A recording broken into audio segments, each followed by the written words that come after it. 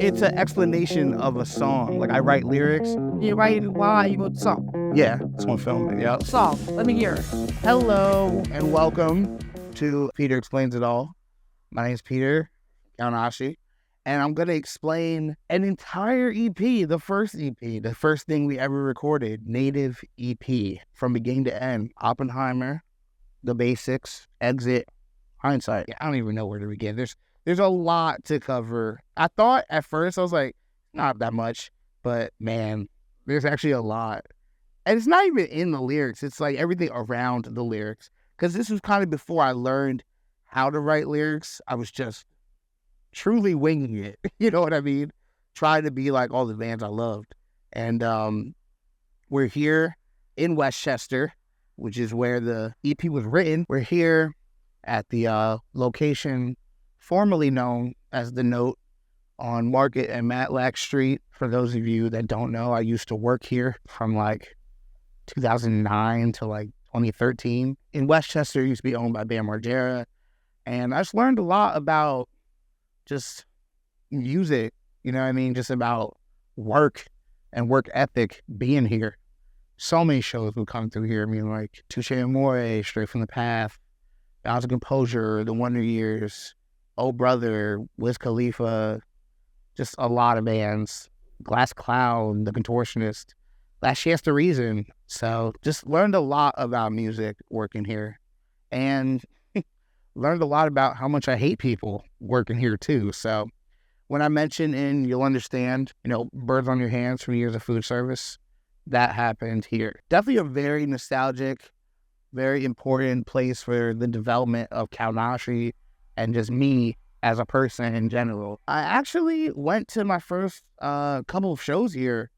The first one was March of 2009. It was World of Tourcraft is what it was called.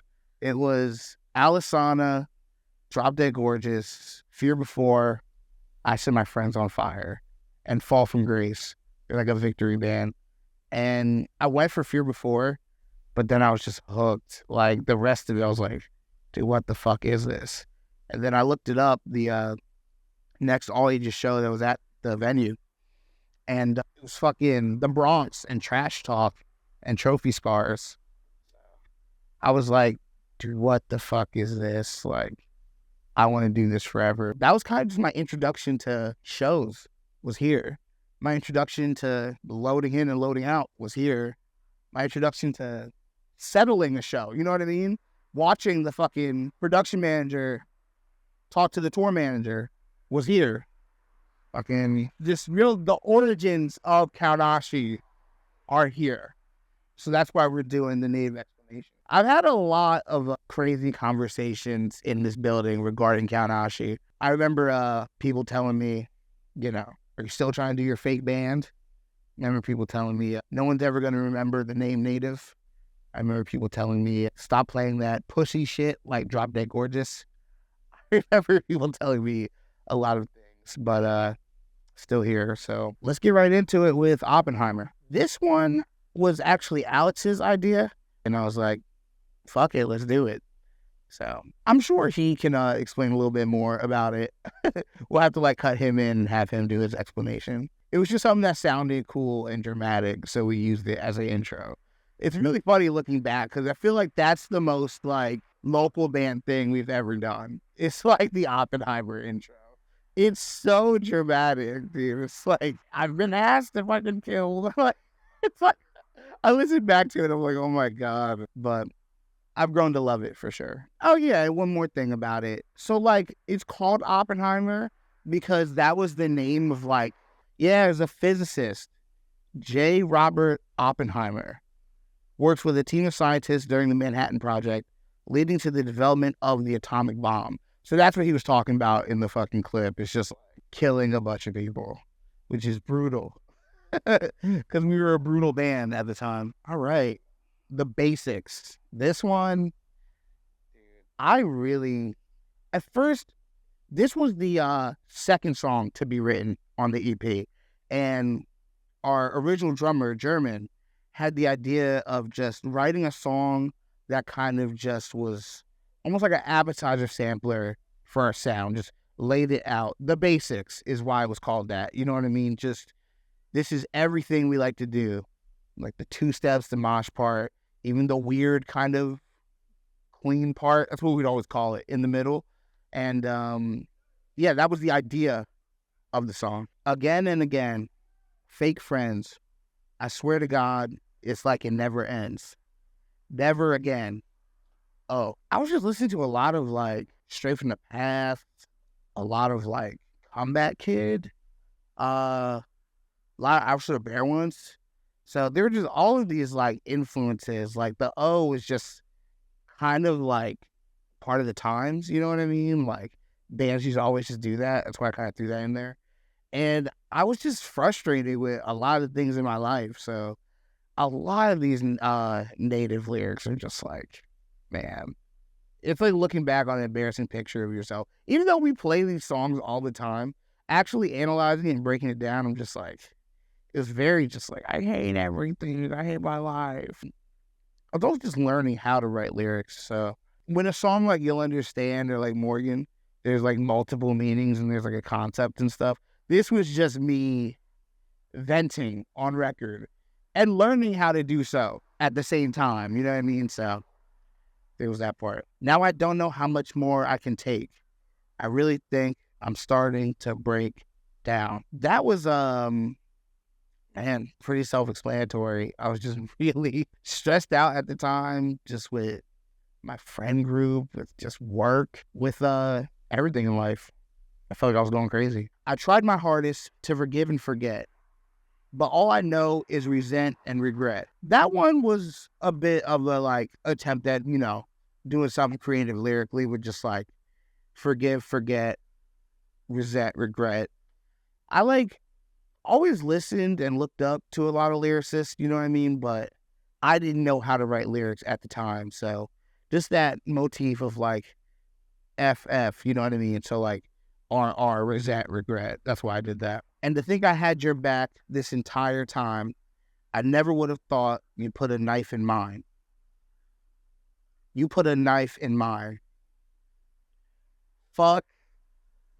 It's like very funny looking back on these lyrics, dude. I'm just like, oh my God. I wish there was more meaning to that part. I didn't know how to write in a artistic way yet.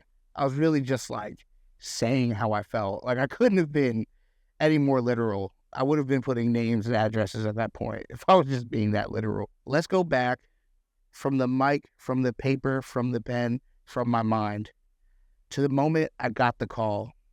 I was laying in bed, 308 full of hate. Didn't know how I felt.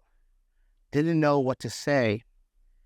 3 years later, nothing's changed.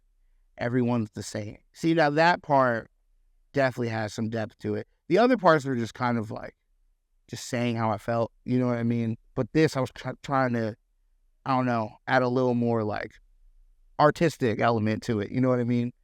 So, because I was literally writing my lyrics like on paper. That was, let's go back. You know what I mean? The mic, the paper, the pen, my mind. And the call, the phone call that I'm talking about. Rather not talk about that part. It's a little personal, a little too much to be put on YouTube, but it was some family stuff. 308 full of hate. That was actually the address of my house. 308 West Chestnut Pike, which is right over that way. It is like a 5-minute walk from here. And it was pretty crazy because then we ended up playing at this American Legion in Willow Grove that was on 308 Computer Road. And it just fit. It was very odd. And then 308 ended up being like a burial song. So this number 308 just would pop up all the time in my life. I didn't plan on it. It just kind of happened. I don't rap. I make music. I make metal music. I know you too. I don't know where from though. Philadelphia, but I've lived in Westchester. It's an explanation of a song. Like I write lyrics. You write why you wrote the song. Yeah, it's on film. Yeah. Song. Let me hear it. You can hear it on our YouTube. Look it up. I know you. I know. I'm not even kidding. I recognize it. I just don't remember. Jesus Christ, dude. You see why I like wrote a whole EP? I never said that about Philly, did I? But yeah, that is pretty much everything about the lyrics. It was just I don't know, just learning how to be a band at the time of writing it. And I just knew, like, rehearsing it in the basement in Coatesville, my Uncle Danny's basement, just playing it. I was just like, man, this is gonna go crazy live. Like, it was always my favorite Kadashi song in the early days before we made the transition to, like, 2016 Kadashi, like Never Home and On. Just the basics. I feel like it just had everything that described our sound. You know what I mean? The ending, very influenced by Despised Icon. I don't know if anyone ever picked that up. Like, da da da da da da da.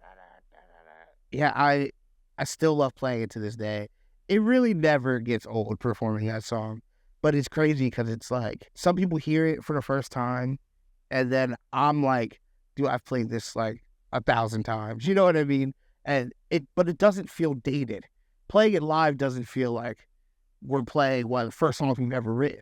It just feels like we're playing another Kanashi song. This one has a little bit more meaning. Exit is next. I feel like I actually have a little bit more to work with this song because, like, the basics was just straight, just complaining on record.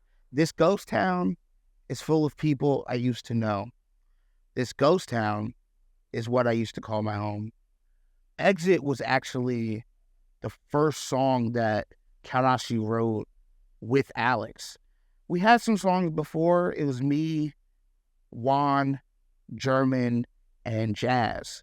We used to write together. That was like the first iteration of Kanashi. And then Alex was working at a pizzeria that German and Juan were working at.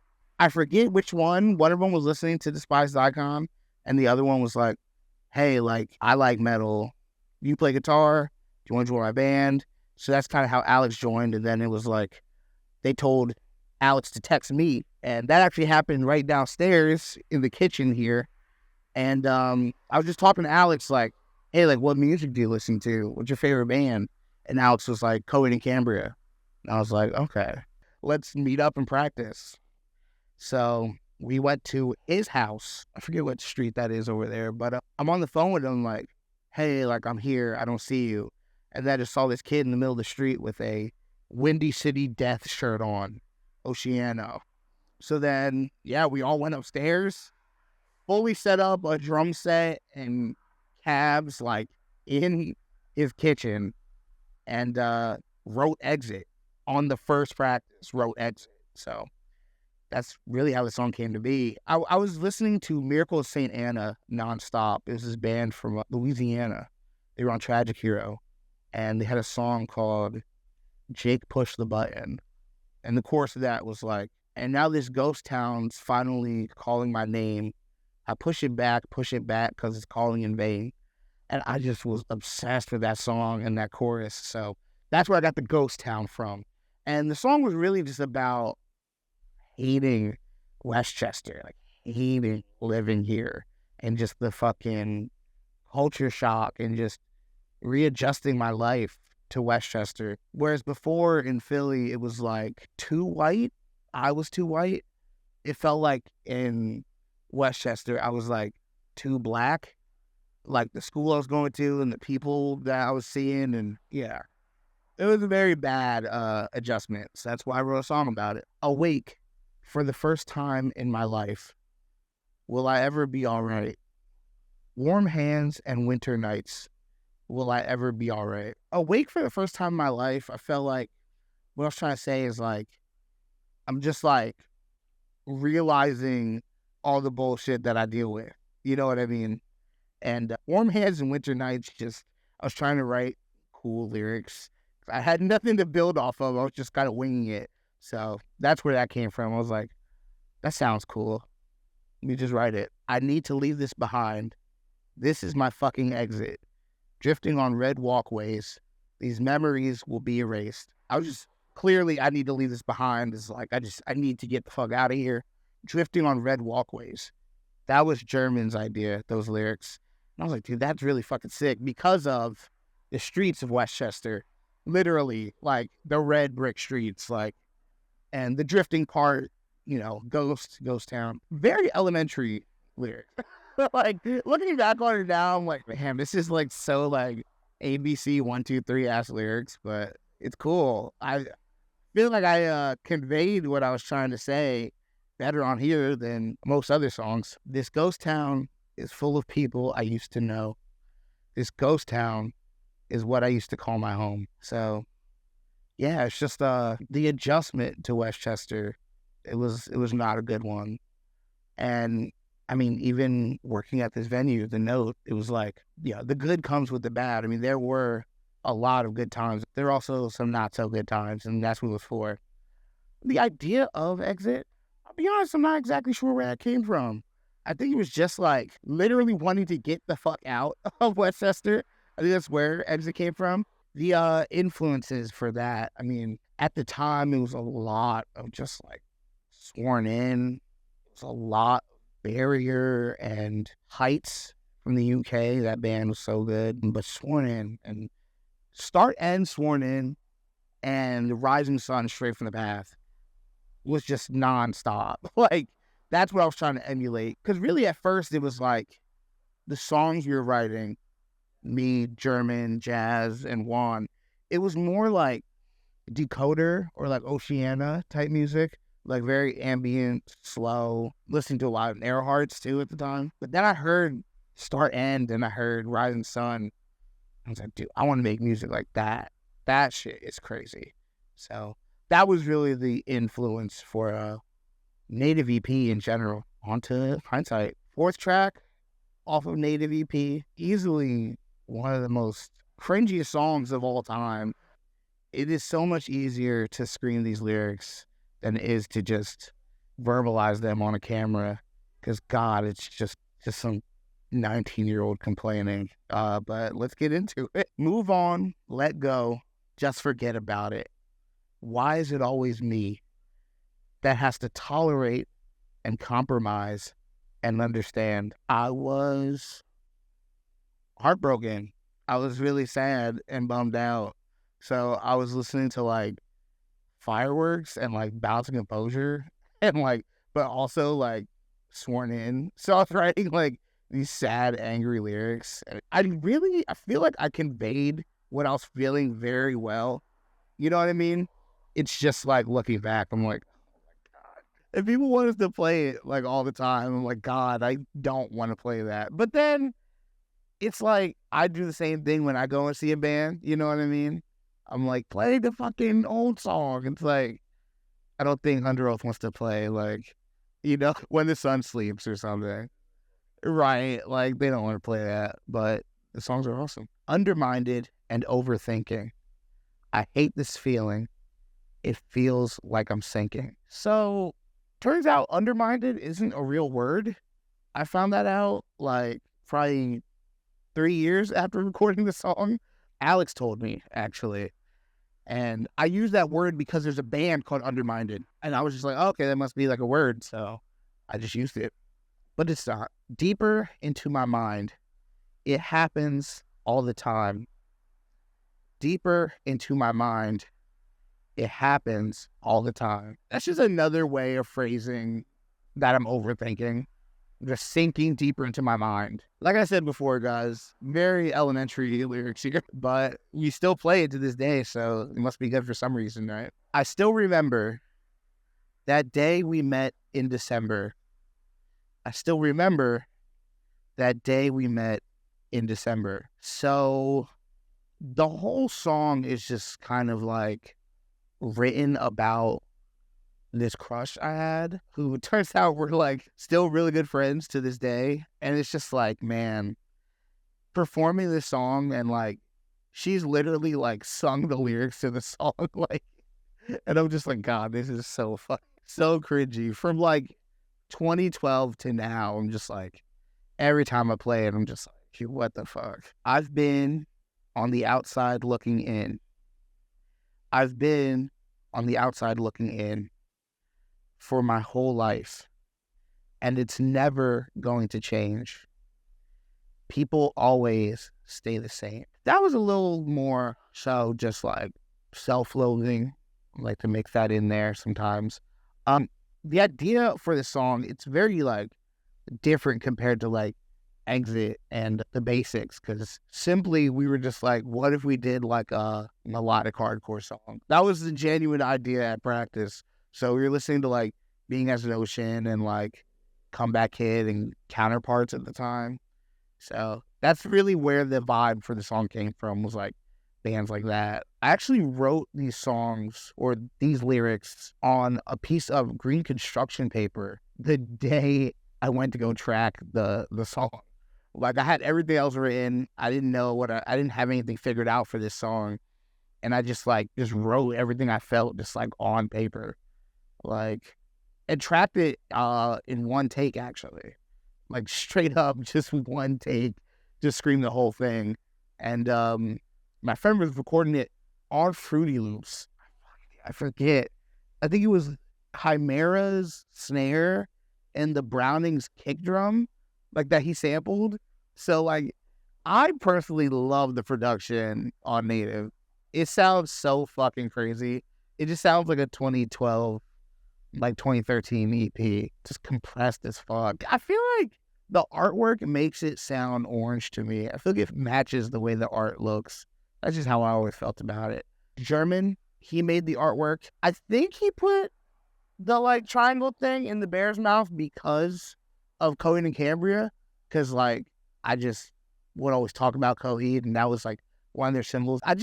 He just showed us the artwork, and I was like, holy fuck, this is sick. Like, what the hell? Like, I was not expecting that at all.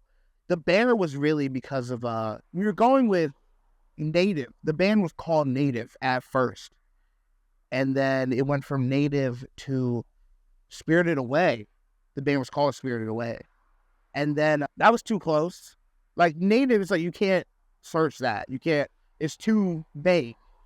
Then Spirited Away was too specific. It was just a literal rip of something that already existed. So then German was like, what is that character's name in the movie that like eats everything? And it's like, whatever that character's name is, that is what we're sticking with. That's going to be the band's name. I looked it up on Wikipedia, and it was Count Ashi. So it's like, fuck it, we're just calling ourselves Count Ashi. My name on like Instagram and Twitter was Native Oso at the time because of Native Bear. And then Jazz, our guitarist at the time, his name was Native Lobo, which was like Native Wolf. Because we just fucked with stuff like that. You know what I mean? I used to wear like shirts from like the mountain where it'd be like some like princess with like, I don't know, just holding up like a dream catcher, like a wolf in the moon. Just, I liked shit like that. I don't know why. And it just kind of tied in. So I think that's where he got the bear from. I'm not exactly sure, but I just looked at it and I was like, what the fuck? It's like orange space clouds and a bear and the Coheed fucking symbol thing. And then like the logo with the slash, I was just like, it is what it is. I guess this is it. So, and I love it. I feel like it's a very recognizable cover art. And within the Count Ashi universe, it's like, what the fuck is that? You know what I mean? It just sticks out like a sore thumb. People can't even believe it's like the same band. I'm like, yeah, that band and Car Keys, our latest release right now, it's the same thing. So I don't know if anyone else's band did this, but we had this like idea of like, let's just record it ourselves. So like we went and bought like Cubase and like all this fucking Nolly Get Good shit. I don't even know, like plugins and stuff. And I'm like, okay, so are you gonna like program everything, or should I like reach out and get someone to actually do it? And we never recorded it. We bought like the software and just didn't record anything or pre-pro anything. So I asked this kid Isaac Preston, who was playing drums in bands at the time, just like, hey, you record things, record me. So he was living in Olney in like North Philly at the time, and we would just go up there, all of us, just sit in this little apartment and just fucking, so the drums were like this. And he would click and drag on Fruity Loops, like, boom. And dude, it just sounded so crazy. I was like, dude, what the fuck? I feel like this isn't because I didn't know anything about the band shit. I was just going with the flow, really. And I feel like this isn't how you're supposed to do it. But I'm going to trust the process because I don't know any other process. And when I heard the, like, final result, I damn near cried. I remember vividly, I was sitting in my friend's living room, Isaac, and I was just like, dude, this is mine. And these are my songs. It is so fucking good. There's an original version of Exit where I screamed "fuck Westchester" at the end. I hated living here so much. I legit screamed that, like, at the end while the guitar's feedbacking and all that stuff. Looking back on those moments, I'm like, I really wish I recorded more stuff. I wish I did more weird ideas. I wish I took pictures of the whole process. A lot of it still stands out vividly in my mind. I'm trying to remember it all, but man, that was a good time. I remember the microphone was covered in green tape, like this Kelly green tape, and I'm just like, no pop filter, just screaming my head off. Like, it was a good time. First EP, I'm still very proud of it. People still sing the lyrics. They still want to hear it. And that is the craziest part of it all to me. It's like, still? Like, I remember just playing it here and just being like, dude, what the fuck? Like, I'm actually in a band. We actually have an EP. I don't take any of it for granted. This shit's all amazing. So, the idea that some kid in the UK wants to hear these songs is insane to me. And the fact that we are going and we are going to play it, I wish I could just go to 2013 and just catch Peter, while he was standing right here waiting for the bus and be like, hey, I'm future you. You're going to go to Glasgow and play these songs. So just write better lyrics. That's what I would say to him. Just try a little harder. But doing this and seeing the reaction gave me the confidence to, like, do it better, do it bigger, do every weird idea. You know what I mean? I was like, oh, people, I'm good at something. That's what I realized with Native EP. So it's a learning lesson for sure, but a good one. If anyone has any questions, leave them in the comments for sure. I'm trying to remember any other things about Native because it's just been so long. You know what I mean? Like 10 years. I'm talking about something from like 10 years ago. I'm sure there are things from back then, but more than anything, I remember that green construction paper. All right, well, that concludes Peter Explains It All, Native EP. Thank y'all for listening. Please like, comment, and subscribe because we're not going to be slowing down with these videos. And let us know what else you want me to explain, and I'll explain all of it. Peace.